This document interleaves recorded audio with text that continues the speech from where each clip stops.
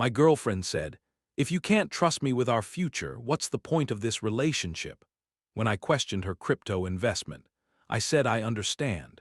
When the FBI arrested her for running a fake scheme with my stolen 25K, I used her exact words about trust. She called me heartless while begging for help from jail. I, 29 male, need to get this off my chest because what started as relationship red flags turned into a federal investigation. And honestly, I'm still processing how my girlfriend of 4 years turned out to be running a con with her ex-boyfriend. This whole mess started 3 months ago when my girlfriend started getting these phone calls. Not normal calls, these were different. She'd see the caller ID, her whole face would change, then she'd step outside, every single time. "Who was that?" I'd ask when she came back in. "Just work stuff," she'd say, but she worked retail at Target, part-time. Target employees don't get mysterious calls that make them pace around our backyard for 30 minutes speaking in hushed tones, but I trusted her. That was my first mistake. Then came the crypto talk, constant crypto talk.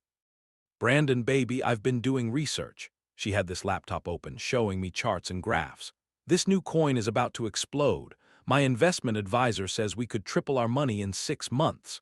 Investment advisor. For a girl who asked me to explain her 401k last year. What investment advisor?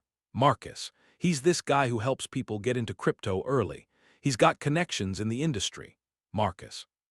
She'd never mentioned a Marcus before in 4 years of dating. "Where'd you meet him?" She got that defensive look. Shoulders tense, jaw tight. "Does it matter? The opportunity is real, Brandon. Look at these projections." The website looked professional. Cryptomax Investments. Testimonials from happy customers, charts showing explosive growth, everything seemed legitimate. But something about the way she was pushing it felt rehearsed. Like she was reading from a script. 25,000 is a lot of money. It's our money, and it's not going to be 25,000 for long. Marcus says in 6 months we'll have 75,000, maybe more. Marcus says. Everything was Marcus says. Marcus thinks this, Marcus recommends that. I told her I needed to think about it. That's when she dropped the manipulation bomb. "You don't trust me." It's not about trust, it's about being careful with our savings. It is about trust. I'm trying to secure our future and you're treating me like some kind of scammer. If you can't trust me with our future, what's the point of this relationship? There it was. The ultimatum. Trust her blindly or lose her. Like an idiot, I chose trust. 2 weeks later, after daily presentations about cryptocurrency and our financial future, I agreed to the investment. $25,000 from our joint savings account. Everything we'd saved for our future. The money transferred on a Friday. That Sunday, she dropped the pregnancy bomb. Perfect timing. Right when I was starting to have second thoughts about putting our entire savings into something I didn't understand. Suddenly, every conversation became about baby names and nursery colors and our growing family. When I brought up checking on the crypto investment, she'd rub her belly and get emotional. "You're stressing me out, and this can't be good for the baby. I just want to see how our investment is doing. Can we talk about this later? I'm feeling nauseous, and your negative energy isn't helping." Classic manipulation. I felt like an asshole for even thinking about money when she's carrying our child. But those mysterious phone calls continued. Same pattern. Unknown number, face change, step outside, hushed conversation, come back acting weird. "Was that the doctor?" I asked once after a particularly long call. "What? Oh, yeah, pregnancy stuff." Pregnancy stuff doesn't usually involve 20-minute arguments in the backyard. I started paying attention. Really paying attention. The calls always came when she thought I wasn't around, when I was in the shower or taking out trash or on a work call in the home office. But our apartment is small. I could hear her voice through the windows. "I can't keep doing this. He's getting suspicious. You said this would be easy." Never sounded like doctor conversations. Sounded like damage control. 3 weeks ago, I decided to check on our investment. Logged into the Cryptomax platform using the credentials she'd set up for us. Error message, account not found. I tried different spellings, different usernames, different email addresses. Nothing. That night, I casually mentioned it over dinner. "Hey, I was trying to check our crypto balance today but couldn't log in to the website." She froze. Like actually froze, forkful of pasta halfway to her mouth. Oh, yeah, Marcus said they're updating the system, should be back online next week. Can you call Marcus and ask when exactly? He's traveling, some crypto conference in Miami. Always an excuse, always next week. Always something preventing me from seeing our money. I started documenting everything. Screenshots of our bank statements showing the 25K withdrawal. Screenshots of the CryptoMax website. Voice memos of our conversations about the investment. Screenshots of her mysterious phone calls showing unknown number over and over. Call it paranoia, call it due diligence. Something was seriously wrong and I needed evidence. The turning point came Tuesday morning. She was in the shower, her phone was on the kitchen counter, and it lit up with a text preview. Timeline is getting tight. She's asking questions. Need to speed this up, M. Marcus. When she came out of the bathroom, towel wrapped around her, I handed her the phone like nothing happened. You got a text. She looked at the preview and her face went white, actually white, like all the blood drained out. It's about work, scheduled changes for next week. Your manager's name is Marcus. Long pause, too long. I watched her brain scrambling for an explanation. No, that's a different Marcus. Customer service issue with a vendor. I nodded and kissed her goodbye like everything was normal, but I knew, deep in my gut, I knew everything was a lie. That afternoon, I went to our bank and pulled complete statements for the last 3 months. The branch manager helped me trace the transaction. The 25K didn't go to CryptoMax Investments. It went to an account registered to Marcus Hoffman Consulting. Marcus Hoffman. I Googled him immediately. 0 legitimate business credentials, but plenty of small claims court judgments, unpaid debts, a history of financial disputes. Her mysterious phone calls weren't with doctors or customer service or work colleagues. They were with Marcus Hoffman, a con artist, her partner in crime. When I got home that evening, she was cooking dinner. Acting completely normal, humming while she stirred pasta sauce, like she hadn't been running a fraud scheme with her ex-boyfriend. Hey babe, how was work? Good. Hey, quick question. When you invested our money, what exactly is the name of the company? She stopped stirring. Her back was to me, but I saw her shoulders tense. What do you mean? The crypto platform. What's it called exactly? CryptoMax Investments. Why are you asking? Just curious, and Marcus works for them directly. He's an independent advisor who partners with them. Why all the questions? And his last name is, another pause, I could practically hear her brain working. Johnson, Marcus Johnson. Interesting, because our bank statement shows the money went to Marcus Hoffman Consulting. The spoon clattered into the pot. Sauce splattered everywhere. She turned around slowly and I saw panic in her eyes. Brandon, I can explain. Yeah, you can explain, but first we're getting a DNA test. What? Prenatal DNA test. If we're planning a future together and raising a child, I need to know this baby is mine. She started crying. Real tears this time, not the crocodile tears she'd been using to shut down financial conversations. You don't trust me. After 4 years, you don't trust me. You just lied to my face about where our life savings went. You've been having mysterious phone calls for months. Trust is not exactly abundant right now. The baby is yours. I swear on my life the baby is yours. Then the test won't be a problem. 3 days of dramatic sobbing. 3 days of guilt trips about how I was destroying our family with my paranoia. 3 days of her calling me controlling and suspicious and heartless. But she finally agreed to the test. Results came back Thursday, 0% probability of paternity. I sat in my car outside the clinic for 20 minutes staring at that paper, everything clicking into place. The timing of the pregnancy announcement, the mysterious phone calls, the fake crypto investment, the lies about Marcus's last name. When I got home, she was on the couch watching Netflix with her feet up, eating ice cream like nothing was wrong. We need to talk. She looked up, saw my face, and just knew. Brandon, please, the baby isn't mine. She started crying again. But this time it felt different, desperate, real. I wanted it to be yours, I hoped. Whose is it? Long silence. She muted the TV and just sat there. Marcus's. Marcus Hoffman. The Marcus who has our $25,000. She nodded, tears streaming down her face. How long have you been seeing him? Since February. We'd been together for 4 years, living together for 2, and she'd been having an affair since February. So the crypto investment was real, sort of. Marcus had gambling debts, owed some really dangerous people money. He needed cash fast and came up with this plan. To steal from me, to borrow from you, we were going to pay it back once he got out of trouble. With what money? You work part-time at Target making $12 an hour and he's apparently a gambling addict with no legitimate income. She didn't have an answer for that, just sat there crying. This is fraud, like federal crime fraud. Please don't report us. Please, Brandon. Marcus says if he doesn't pay these people back soon, they're going to hurt him, really hurt him. Maybe he should have thought about that before he started gambling with money he didn't have. Brandon, I love you. I know I messed up really bad, but I love you. We can fix this. You stole $25,000 from me. You lied about being pregnant with my child. You've been having an affair for 6 months. That's not love. That's exploitation. She tried grabbing my hands. Please, I'll do anything. I'll cut all contact with Marcus. I'll get a second job. I'll pay you back every penny. With what? Your Target paycheck. It would take you 3 years to pay back $25,000. Then I'll figure something else out. Please don't destroy my life over this.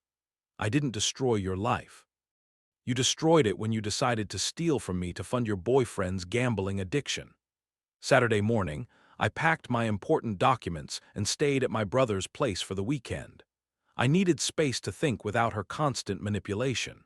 Sunday morning, I drove to the FBI field office and filed a financial fraud complaint.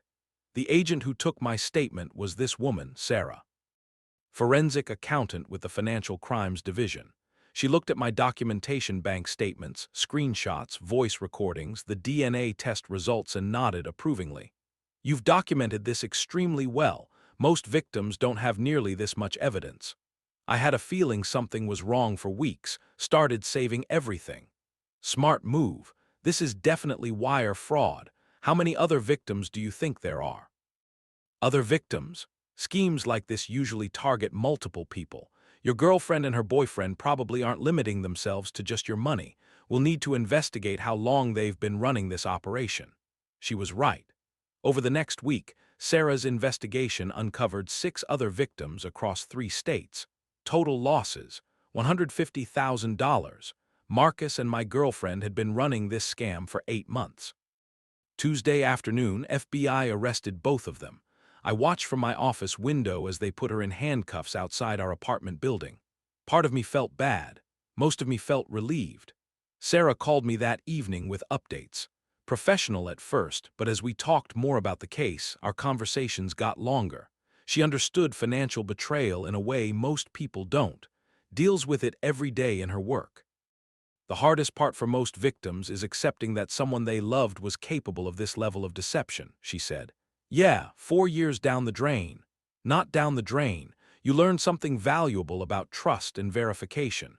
Most people learn it too late after they're married or have legal obligations. When she said that, it clicked. I dodged a bullet. A massive, life-destroying bullet. But here's where it gets interesting. Update 1. My ex called me from jail Wednesday morning. Collect call from the county detention center. Brandon, please, I need help. You need a lawyer. I can't afford a lawyer. My parents cut me off when they found out what I did. Please, I'm scared. If you can't trust me with our future, what's the point of this relationship?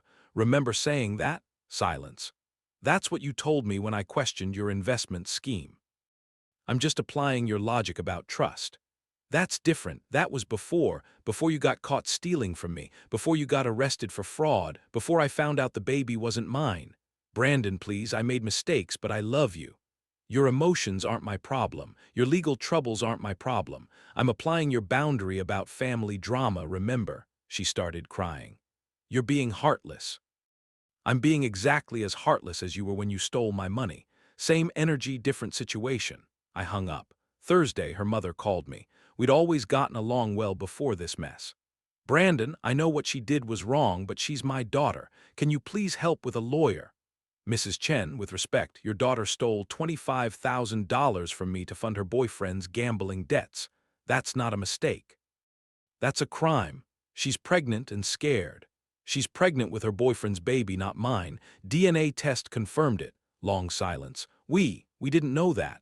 Ask her about it. Ask her about the timeline of when she got pregnant versus when she started the affair. Mrs. Chen hung up. Friday, the insurance claim got approved. full $25,000 recovered through our bank's fraud protection program. Sarah had helped me file all the paperwork correctly. "Want to celebrate?" she asked when she called with the news. "Celebrate how? Dinner, my treat. You just got your money back from a federal fraud case. That's worth celebrating." I said yes. We went to this nice Italian place downtown. Sarah was funny, smart, completely honest about her work and her life. It felt refreshing to be with someone who valued transparency. "You know what I learned from this case," she said over dessert. "What? Trust should be earned through consistent actions, not demanded through emotional manipulation." "That's very philosophical for a forensic accountant," she laughed. "You'd be surprised how philosophical financial crimes can make you." We've been seeing each other for 3 weeks now. It's different with someone who understands why documentation matters, who thinks trust is built through transparency, not blind faith, who doesn't see asking questions as a betrayal. Meanwhile, my ex has been calling from jail regularly. I don't answer, but the voicemails are something. They alternate between apologies and blame. "I'm sorry for everything, but this is all your fault for not trusting me. If you hadn't been so suspicious, none of this would have happened. You destroyed my life by reporting us." Real accountability there. Her lawyer reached out to me last week. Apparently, they want to make a deal. Reduced charges if she cooperates with the FBI investigation into Marcus's gambling connections. "My client is willing to provide testimony about the scheme in exchange for consideration during sentencing," the lawyer said. "What does that have to do with me?" "She'd like you to write a character letter to the judge, explaining that this was out of character for her." I laughed, actually laughed. "Out of character? She ran a sophisticated fraud scheme for 8 months. She lied to my face daily. She stole my money to fund her affair partner's gambling addiction. This is exactly her character," the lawyer pressed. "She made mistakes, but she's not a hardened criminal. She's a criminal who got caught. The hardened part depends on whether she learns from this or just gets better at not getting caught." No character letter from me. The baby was born last Thursday. Marcus's family is handling custody while both parents serve whatever sentences they get. I feel sorry for that kid, but I'm glad I found out the truth before I became legally responsible for someone else's choices. Sarah was with me when I got the text about the birth, from my ex's sister. "Baby girl, 6 pounds 8 ounces, looks just like Marcus." "How do you feel?" Sarah asked. "Relieved, sad for the kid, but relieved." "That's normal. You're grieving the relationship you thought you had, not the one you actually had." Trial starts next month. Sarah says they'll probably take plea deals. Fraud charges are hard to fight when the FBI has bank records, recorded phone calls, and 6 victims willing to testify. "What kind of sentence are we looking at?" I asked. "Federal fraud conviction, probably 2 to 3 years if she cooperates. Marcus will get more, he's the ringleader and this wasn't his first offense." 2 to 3 years. For stealing $150,000 from multiple victims and running an 8-month con game. Seems light, but Sarah says white-collar crime sentencing is complicated. Update 2. This will probably be my last update because we've reached the conclusion of this disaster. Yesterday was sentencing day. Both took plea deals. My ex got 18 months in federal prison plus 3 years probation. Marcus got 4 years. The judge made some pointed comments about betraying trust and targeting people in romantic relationships. "This wasn't a crime of desperation," the judge said. "This was a calculated scheme to exploit trust and steal money for gambling debts. The defendants showed sophisticated planning and zero remorse until they were caught." Zero remorse until they were caught. Exactly. My ex's lawyer tried to paint her as a victim of Marcus's manipulation.